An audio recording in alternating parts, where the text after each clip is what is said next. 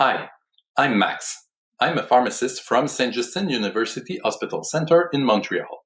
We are presenting a dataset of papers on the clinical impact of pharmacist interventions. As pharmacists, we want to prioritize interventions that are backed by the best evidence demonstrating an impact on patient outcomes.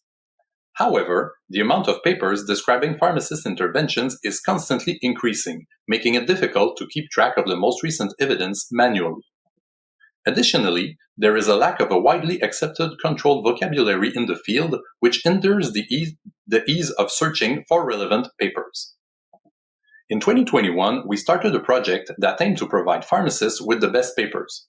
In order to do this, we first established a set of criteria for our papers based on published recommendations to retain the ones with the best methods and the most clinically relevant outcomes. We designed an automated weekly search on PubMed to retrieve as much papers as possible. Two reviewers independently evaluated the title and abstract of each paper to determine if they met the criteria. Any discrepancies were resolved by discussion until consensus. All of this data was compiled into a dataset where the features are the title and abstract, and the labels are whether or not each paper met the criteria. As of July 2023, the dataset contained more than 7,000 papers, of which about 7% met the criteria, and the kappa between reviewers was pretty good.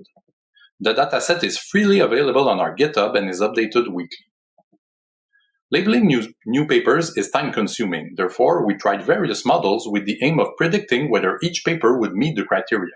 We had the objective of maximizing recall to avoid missing any potentially relevant paper. We selected a transformers-based model as it showed the best test recall. We evaluated this model prospectively from October 2022 to March 2023.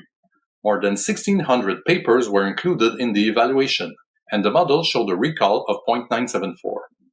We compared the model with the best manual PubMed search we could come up with and showed that the model performed better. During the prospective evaluation, if the reviewers had only evaluated the papers selected by the model, about 80% of the total would not have needed review, which is a considerable workload reduction. Only 3 papers would have been incorrectly excluded. Since March 2023, we use this model when performing the updates of our dataset. The papers we select are available on our website and in the newsletter, which is available in French and English for pharmacists around the world. We currently have subscribers in Canada, the US, France, and Belgium. Thank you for your attention.